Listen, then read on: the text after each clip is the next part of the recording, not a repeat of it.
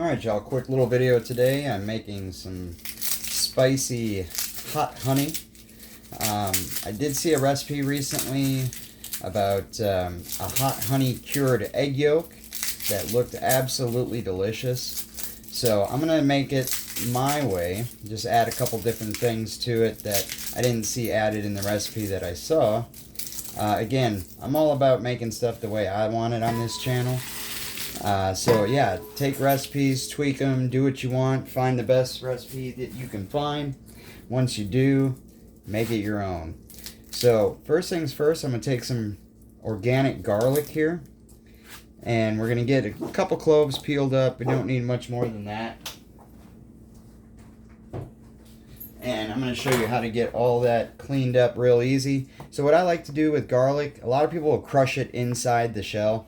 But what I like to do is I like to do like a half cut through the part where it's connected to the clover. Just take that out like so. You know, we'll clean it up a little bit if there's any parts that are a little black or anything like that. But right here where it connects, I like to take my knife, just go down it a little bit. You don't want to cut all the way through, but as I'm cutting, I roll it open, okay? And that way I can peel it all up real nice and easy. Sometimes as well, it might help just to do a little cut right here and get the rest of that peeled off. Well, this one's being a little stubborn, but we'll get it off, no worries. Also, sometimes if you twist it, it helps get that onion or garlic skin off of whatever you're trying to cut. So there's a couple nice cloves. I'm going to take the rest, clean this up, and I'm going to show you how we cut it. Alright, so now we got our garlic cloves all cleaned up and ready to go. Now is when you want to crush the garlic to release the oils, and it'll also let more of that garlic flavor seep out into the honey. So I just take my knife to the side like so, hit it once like that, and you'll notice it crushes it up pretty good. And then we're going to chop it up after that as well. So again, make sure you're not going to, roll around and cut yourself, but just one good smack like that, bust it up pretty good. So then I'm going to go back at it and just start mincing it as best as I can. Get a good solid mince. I don't necessarily need it to be perfect because again, it is going in a hot honey. That honey with the garlic flavor is going to give it a really nice touch. And we're going to do this step by step. So today I'm making the hot honey. We do need to let it sit for about a week. Honey will not go bad on its own, but if you start adding a bunch of different ingredients to it, you want to pay attention because some of it might have some bacteria in it or something like that that'll make it go funky. But after we get this all chopped up pretty roughly, again, we're not looking for anything perfect. Then I'm going to take that garlic, put it in my mixing bowl, like so. Get it in there.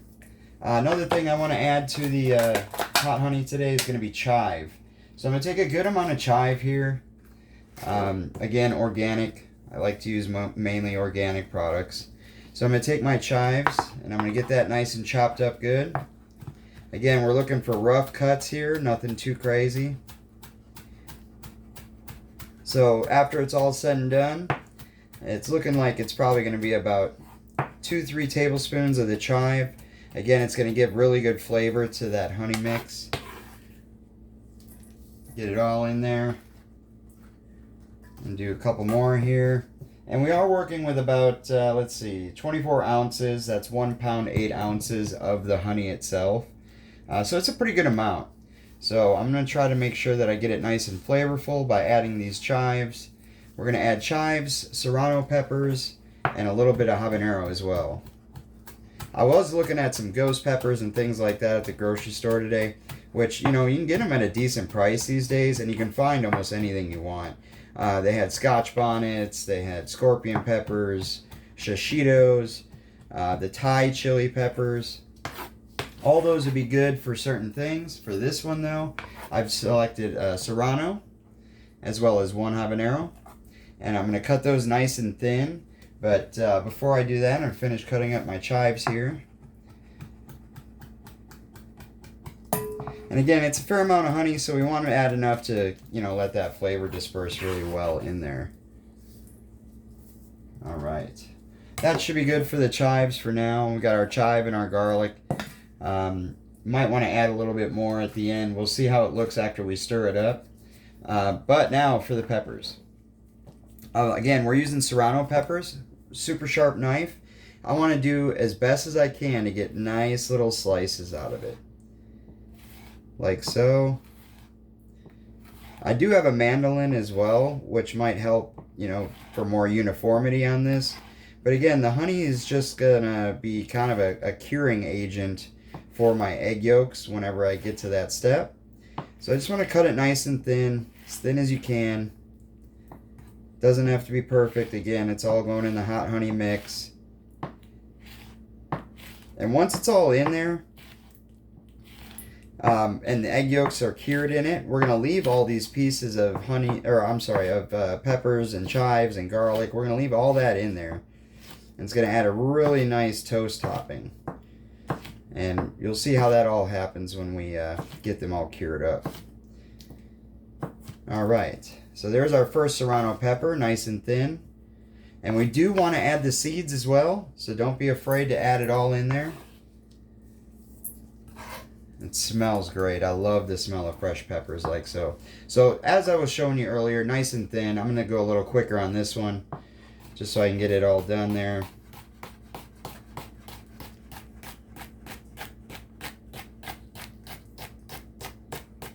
All right. That other serrano slice nice and thin there. I'll get it all on there. Now, to the habanero. So now these guys are pretty darn spicy. So what I'm going to do is I'm going to split it down the center first. And I'm actually going to take out a little bit of that seed, okay? We don't want all that in there. The seeds and this pith right here at the top, that's going to hold the most capsaicin. Capsaicin is what makes the pepper spicy and what gives you that burn on your mouth. So we don't need that much heat.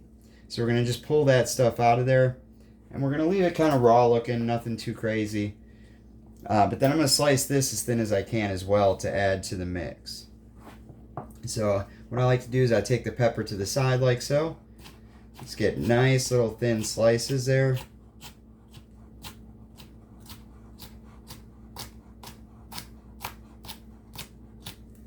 And again, I could use the mandolin to get it more perfect, but this is just going in our hot honey, so it doesn't need to be crazy perfect. Nice little thin slices, julienne, of our habanero. And we'll get the other side in there as well.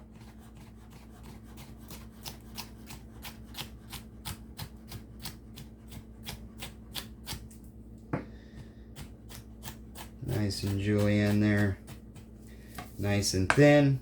Again, nice thin little sticks. Get that in our mixing bowl as well. All right, so now we do have our garlic, our peppers. We also have our chive in there. I'm going to add a little bit of actual black pepper here. It's going to be our peppercorn medley mix. Just get a couple good grinds of the pepper in there.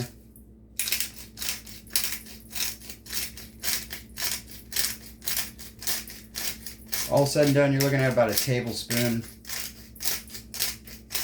And this medley mix has, again, it's got white, pink, black, and green. So you get a good full spectrum on the flavors there. And some people might want to add some herbs and things like that to the mix as well. I'm going to pass on that because I'm looking more just for a heated honey. We're going to pour that all right in there. Get it all in the mixing bowl. Now, I like to use a quality honey. I don't like to use just the cheap stuff. There are a plethora of different types of honey out there that you can choose from. This being that it's going to be part of our curing agent again, we're not going to get the highest grade, but we're going to get some really good stuff. And once we get most of the honey out of there, I'm just going to cap it off, let it sit upside down for a little while. After I get that through, then I'm going to go ahead and finish dumping the rest of it in there. In the meantime, I can show you kind of how we mix the honey with the garlic, peppers, black pepper, and chive. It's going to have a nice consistency there. Get it all mixed up nice and thorough.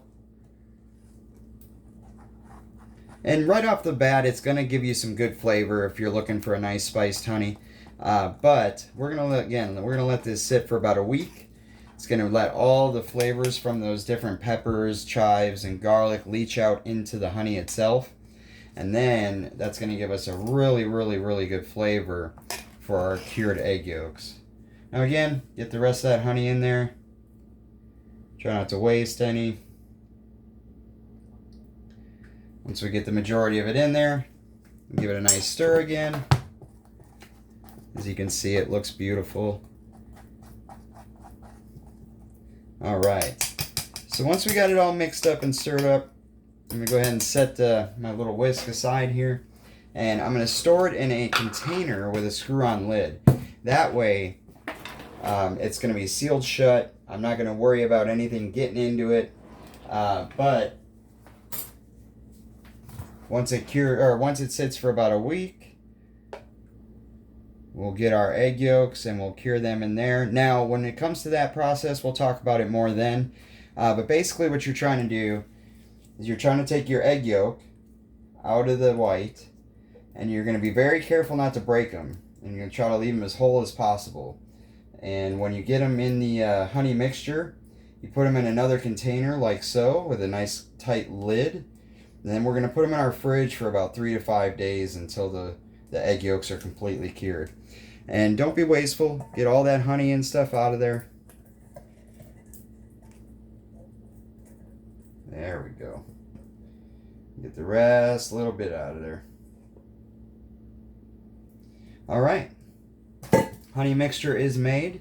Again, we're going to let this sit for about a week. Once this is all nice and incorporated flavor-wise, then we're going to add our egg yolks. So stay tuned for that step.